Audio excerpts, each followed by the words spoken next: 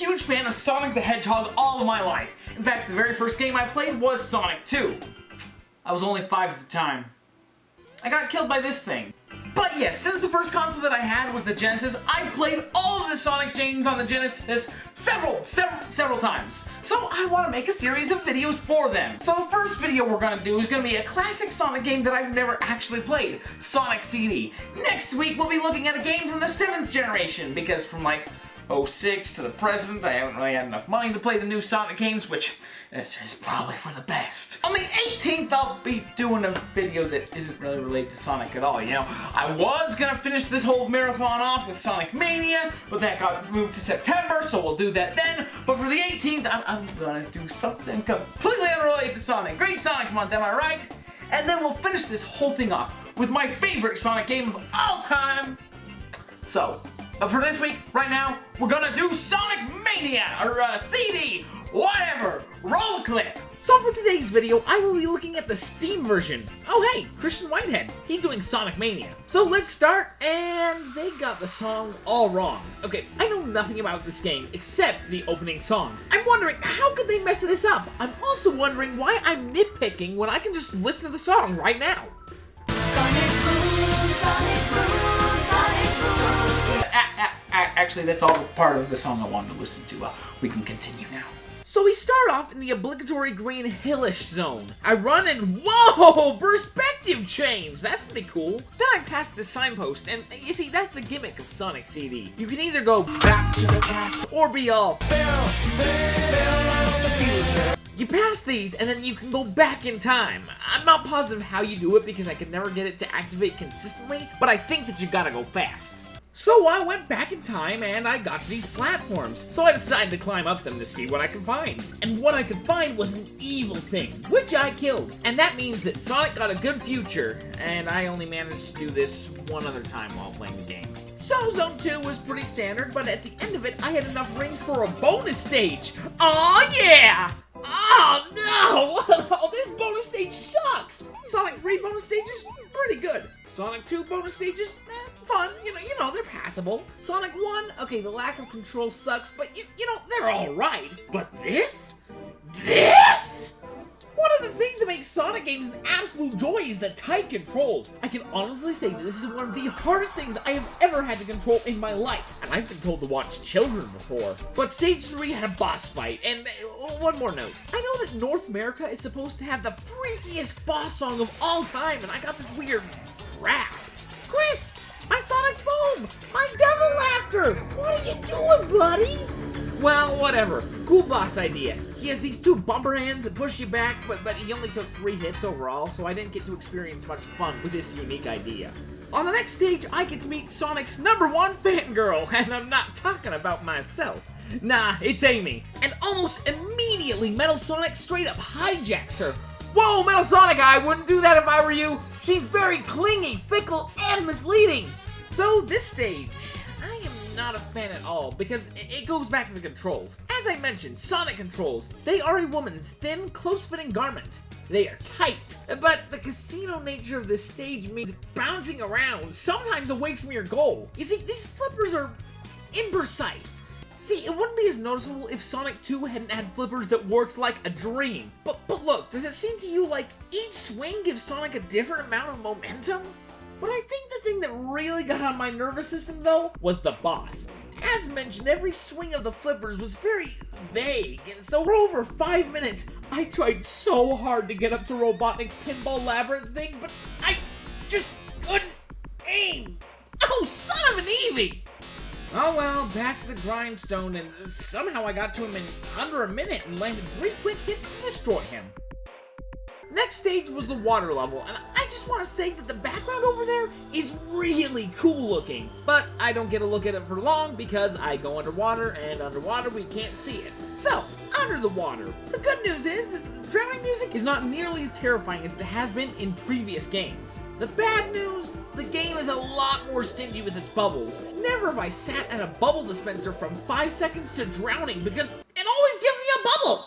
but I loved the boss of this level. It has one of the coolest ideas. Okay, so this whole fight takes place underwater, and Robotnik has a shield made of air bubbles. I think this is so cool, because you survive by attacking him, but every time you attack him, you destroy a bubble, which makes him more vulnerable, but it also lessens the amount of air you have access to. This is seriously so cool. Near the end of the battle, I'll have to make the choice between attacking him to make him have less shield, but also I'll have less air. This is gonna be so cool. One hit? You set up the coolest boss idea of all time and you make him go down in one... Why make an awesomely complex enemy if you're gonna make it one hit?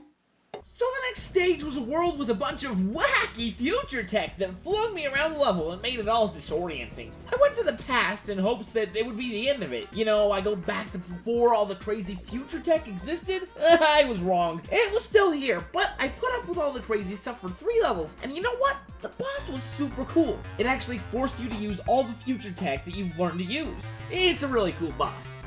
So the next set of stages was a music level. Now the music wasn't really stand out, but what it looked like here, there were brass trumpets all around, and I got to see both the past and future versions of this level, and I gotta say, I'm a little disappointed with the pasts and futures that I saw. The past was always the same level, overgrown with grass, and the future was always the same level, but it was all dilapidated. Like, seriously, Robotnik? Sonic just poof, disappears for 50 years or whatever, and you don't even do any upkeep? And the grass is always disappointing. I thought that Robotnik built these levels just for Sonic, but no, he just trimmed them and made them look nice. Why not have the past be like, I don't know, rock formations or something? I don't know. I just wish they did something different. But I got my second good future here. And then, Metal Sonic. And this is probably one of the best fights ever. Now, I don't care what you say, but despite the marketing, classic Sonic has never been about going fast. Or at least the bulk of Sonic wasn't. It's about approaching an obstacle, thinking about how you can use your limited skill set or timing to get to the next set of obstacles. And that's why this fight is so good. It's the only time where you get to use that problem solving at high speeds. See, because Metal Sonic has these moments where he's invincible and does damage to you, so you need to avoid him while you're still moving fast and judging that. Look, it's really hard to explain, but I love how they did this fight. And then it ends with a mad dash to this door, which just slams shut, and we see Eggman destroy the worthy racer. And hey, look at that, it's Amelia! She looks like she's having an alright time, but I can't go anywhere. Why? Also, what is she doing? Whoa, Amy, I get that you're in love with Sonic, but get off that pole. This is a kid's game after all. Okay, so I set her free. And we go to the worst level in the game. This level is so stupid and hectic. Danger and death traps wait everywhere. It was so frantic and I just really hated it. But it was over relatively quickly, but it made me regret my last live action part because this is actually the worst level in the game! See, the last level was dumb, but this level was advanced dumb.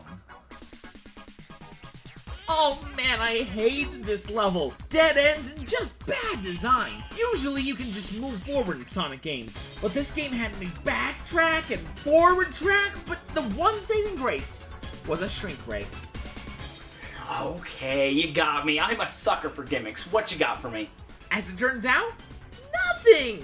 After a short while, I realized that Mini Sonic controls the exact same as regular Sonic, and the level was just deceptive. So once you shrink, you can fit in this area, which I learned is just actually an endless loop. The worst part is the platforming is just wonky because these springs just screw you over, and I thought I was missing something because Sonic was just such a pain to control. I got stuck for like 7 minutes before I realized I was just wasting my time. What you're supposed to do is turn around as soon as you get this power and go backwards. So the mini form is only supposed to be used for about 20 seconds. And when you get it, there's a path that leads you to a place that makes you supposed to get stuck and think you're in a dead end. Look, it's okay. It's over.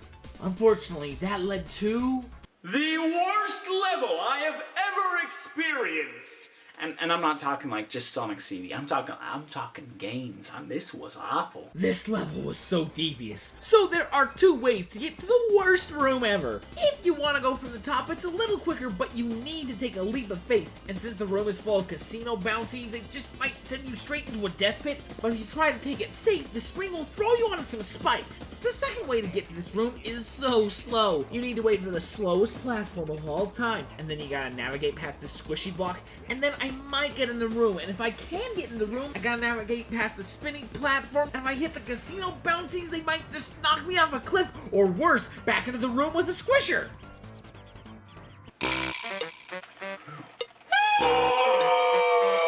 You need to jump on these spinning platforms and take very precise jumps, and this is the worst part. You need to keep moving or else you'll fall to your death. So you keep moving towards a door that you can't see. A door which may or may not be closed. A door that is ready to smash you flat as a mat.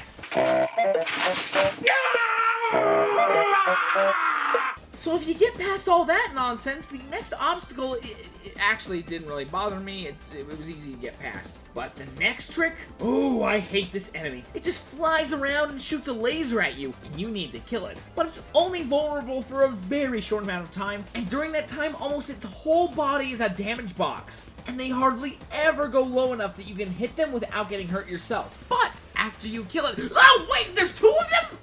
But after all of that, the boss fight. I died the first time because he didn't look that threatening. Like, look, these things look like those things from Wing Fortress, but they're more like blades. So I died the first time. But this is a pretty cool fight. Every time you hit him, he loses another one of the wings, making him attack in different ways. Of course, he does spend a lot of time on the ceiling. What? Do you think I'm actually gonna jump up there? No. Come down and fight. But with patience and timing, you can strike him down! You get Amy and get out of there! And then you throw a rock to kill an injured man who was clearly defeated and just trying to escape. And then the thing reappears? What? So, that's Sonic CD. How does it compare to the other classic Sonics? Well, level design, it's nothing special. In fact, as I mentioned, some of the levels are just atrocities against mankind. The bosses, however, oh my gosh, they had the potential to be some of the best in the whole series, but they really just lacked the HP. I wanted to spend more time having those fun, awesome fights, but they just... The water one! Why is it so easy? I don't know. If I were a kid, I'd probably actually love this game. It's so replayable. I'd be able to play all the levels, get all the good futures and pasts. Because seriously, being able to go back to the past and the future, that's a really cool thing that I would have loved as a kid. But let's face it, I'm not a cute little kid. I'm a big, ugly adult. So, I have access to a much bigger Steam catalog, and I've got my games there. I'd rather play those than go and play more of this old Sonic game. But seriously, as a kid, I would have loved it. I mean, the Steam version even lets you play as Tails after you've beat it once, so, I don't know. Tune in next week. I'll be looking at a Sonic game that when I saw its case in the video game store, I was like, what?